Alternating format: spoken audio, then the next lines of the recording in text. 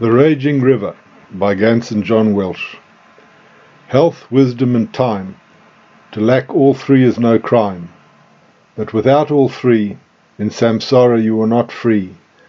We are like a leaf dropped into a raging river, carried helplessly by turbulent karmic currents, to our inevitable death, drowning in the ocean of repeated births and deaths.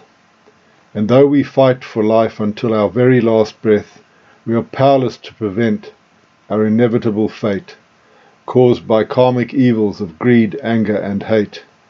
As soon as we realize these eternal truths taught by the wise, Amida Dharma Masters, we will seize Amida's helping hand that will grasp and lift us up onto safe dry land and carry us to Amida's pure land. Contemplate the inconceivable wisdom and compassion of Amida's primal vow, and you will begin now to think and say the Nembutsu each and every day. No more will you rely on your impotent self-power. Instead, you will completely, utterly and entirely rely only on Amida's inconceivable other power, and thereby receive the benefit of Amida's infinite store of merits that will carry us to the safety of Sukhavati's shore, where no more will we be subject to the suffering of samsara, the inevitable consequence of our negative karma.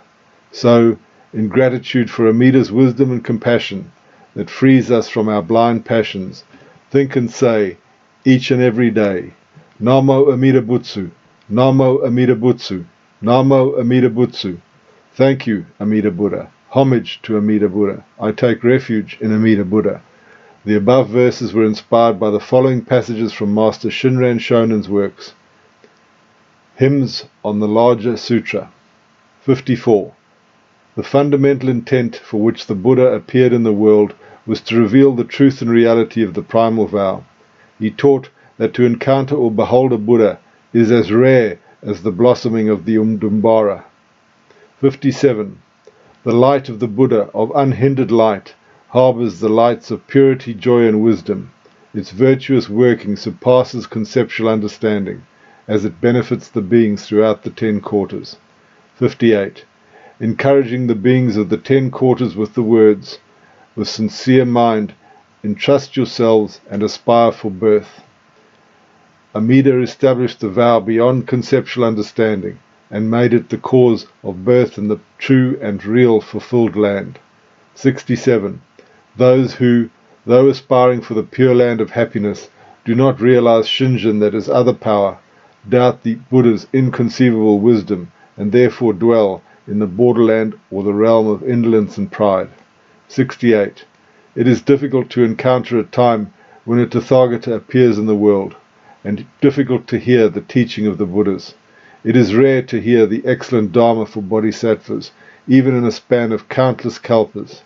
69. It is difficult to meet true teachers, and difficult for them to instruct. It is difficult to hear the teaching well, and more difficult still to accept it. 70. More difficult even than trust in the teachings of Shakyamuni's lifetime is the true entrusting of the universal vow. The Sutra teaches that it is the most difficult of all difficulties, that nothing surpasses this difficulty. 71. Attaining Buddhahood through the Nembutsu is the true essence of the Pure Land way. The myriad practices and good acts are the temporary gate. Unless one distinguishes the accommodated and the real, the temporary and the true, one cannot possibly know the Pure Land that is naturalness, or jinin. 72.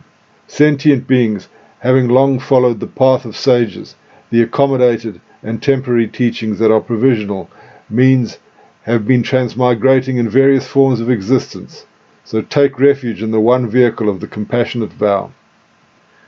Pure Land hymns on the right, semblance and last Dharma ages. 2. It is now more than 2,000 years since the passing of Shakyamuni Tathagata.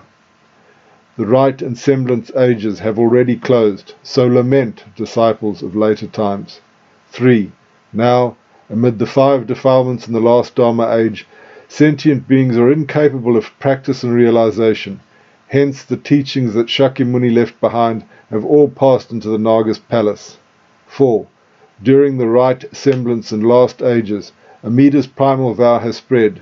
At the end of the semblance and in this last Dharma age, good practices have all gone into the Naga's palace. 5. The Great Collection Sutra teaches that we are now in the 5th period of 500 years, because people are resolute in conflict and dispute. The pure Dharma is concealed in dormancy. 7. As the time of kalpa defilements advances, the bodies of sentient beings gradually grow smaller. Their evil and wrongdoing amid the 5 defilements increase, so that their minds are like poisonous snakes and evil dragons. 8. Ignorance and blind passions abound, pervading everywhere like innumerable particles of dust. Desire and hatred, arising out of conflict and accord, are like high peaks and mountain ridges. 9. Sentient beings' wrong views grow rampant, becoming like thickets and forests, brambles and thorns. Filled with suspicion, they slander those who follow the Nembutsu, while the use of violence and the poison of anger spread widely. 10. With life defilement, the untimely end occurs in a moment, and both forms of recompense, oneself and one's environment, perish. Rejecting right and turning to wrong prevails, so that people senselessly injure others. 11. Without entrusting themselves to the Tathagata's compassionate vow, no sentient beings of these times, the last Dharma age, and the 5th 500-year period since Shakyamuni's passing, will have a chance of parting from birth and death. 12. The 95 non-Buddhist teachings defile the world. The Buddhist path alone is pure. Only by going forth and reaching enlightenment can we benefit others in this burning house. This is the natural working of the vow. 13. With the advent of the age of the 5 defilements, both monks and laity have fallen into contention. When they see persons who have entrusted themselves to the Nembutsu, filled with suspicion, they slander and attack them. 37. The power of the vow is without limit. Thus, even our karmic evil, deep and heavy, is not oppressive. The Buddha's wisdom is without bounds. Thus, even those of distracted minds and self-indulgence are not abandoned. 56. Although we have the teachings of Shakyamuni, there are no sentient beings who can practice them. Hence, it is taught that in the last Dharma age, not a single person will attain enlightenment through them. 58. Those who realize shinjin, which is other power, revere the Dharma and greatly rejoice in it, and therefore are my true companions. Such is the praise of the world-honored one, the master of the teaching. 59.